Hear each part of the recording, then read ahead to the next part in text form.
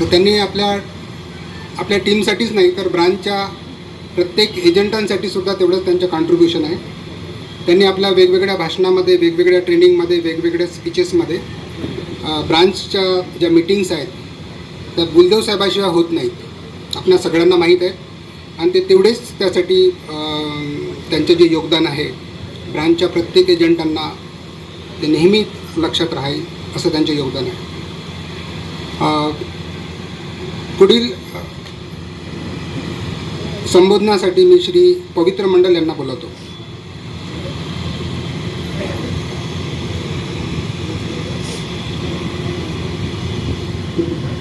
सर्वप्रथम मैं अपने गुरुजन को प्रणाम करता हूँ और सभी को नमस्कार on the dice of the dice. हमारे बुल्दो सर, मुझे 25 साल पहले हमारी मुलाकात हुई थी. मैं खुद ब्रांच में आया था मेरे भाई के लिए नौकरी मांगने के लिए, लेकिन मुझे एजेंट बना दिया. ये मेरे लिए बहुत बड़ा आर्थिक मदद बोल सकता हूँ मैं, क्योंकि मैं बहुत बार LIC छोड़ के चला गया क्योंकि मुझे पसंद नहीं है. मुझे पसंद नहीं, लेकिन काम करता हूँ. मैं काम करता हूँ, पसंद नहीं मतलब सेटिस्फेक्शन नहीं मिलता था मुझे, फिर भी मैं काम करता था. और काम मैं जब से करना चालू कर दिया तब से मैं नंबर 1 पे भी ऑर्गेनाइजेशन में, पहले कुछ लोग थे, उसके बाद मेरा चालू हो गया नंबर 1 आना. और मैं मैक्सिमम 252 पॉलिसी कर चुका हूँ, वो भी 10 से 5 बजे तक ड्यूटी करने के बाद. तो मैं बहुत ही मेहनत करता था. और बुल्दो सर से मैं रात को 11 बजे बात करता था. हमारा 1-2 घंटे की बात चलती थी, और वो 1-2 घंटे बोले तो 12-1 बज जाते थे. वही हमारा ट्रेनिंग रहता था, क्योंकि बुल्दो सर का टाइमिंग और मेरा ऑफिस का टाइमिंग, LIC का टाइमिंग एक ही था. तो मुझे सिर्फ लंच टाइम में मेरे को आधा घंटे का खाना खाने का टाइम मिलता. मैं उस पीरियड में ब्रांच में पैसे भरने के लिए आता था. तो इनका सर का और मेरा सफर बहुत अच्छा, यानी मुझे LIC से जो नहीं चाहा, सपना था, वो पूरा किया LIC में. सबसे बड़ा सपना है कि चंद्रपुर जिले में से मैं एक में व्यक्ति हूँ जिसने MDRT मीट 3 बार अटेंड किया.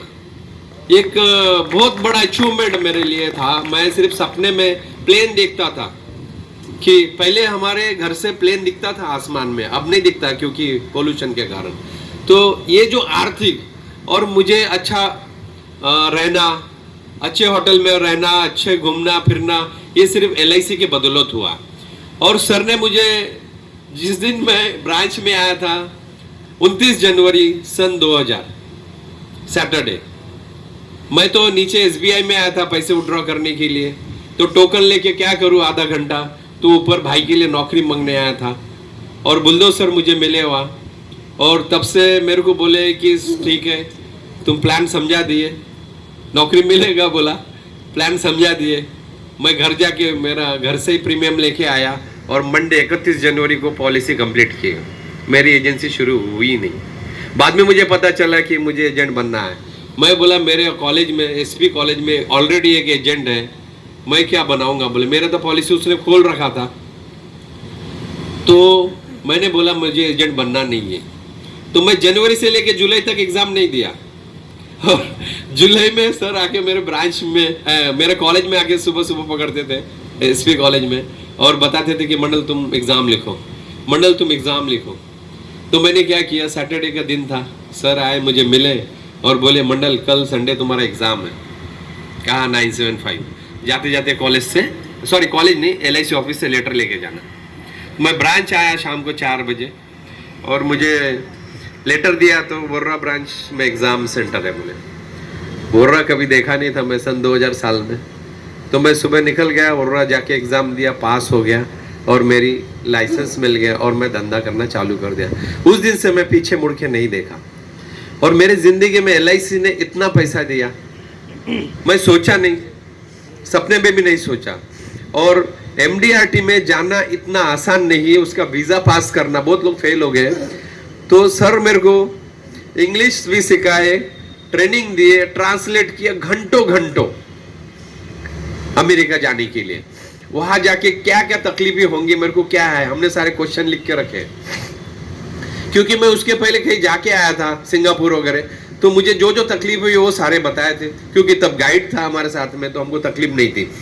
तो आने के बाद मैं बता, अमेरिका में मुझे कोई पार्टनर नहीं मिला। 2008 में बताया था कि मैं अमेरिका में पहले MDRT साथ में किया था, तो MDRT के लिए मुझे जाना था, तो मैंने सारा ब्रांच डिवीजन ढूंढ लिया, तो मैं जा नहीं सका क्योंकि मुझे वो सारी चीज पता नहीं हुआ और वो इंफॉर्मेशन मिला नहीं था।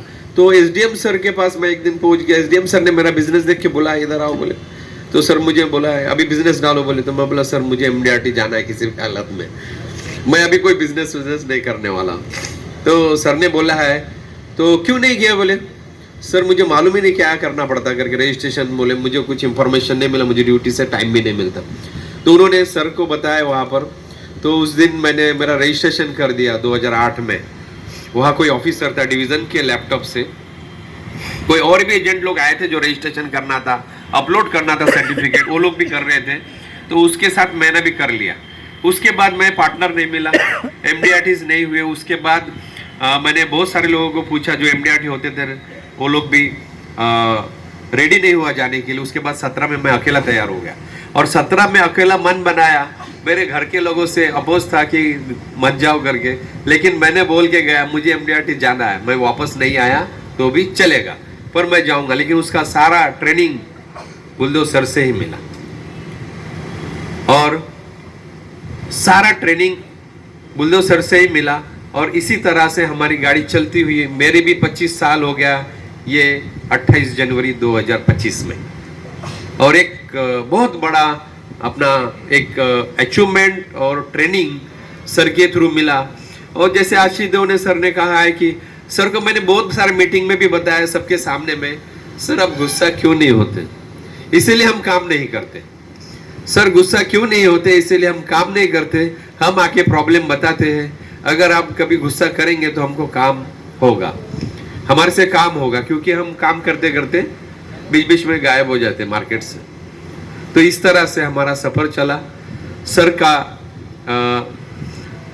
रिटायरमेंट तो होना ही है, एक प्रोसीजर है, तो इस संबंध में मैं ज़्यादा कुछ नहीं कहूँगा। सर के आयुष्य के लिए, दीर्घ आयु के लिए मैं भगवान से प्रार्थना करूँगा, और मेरा 2 शब्द समाप्त करता हूँ। धन्यवाद।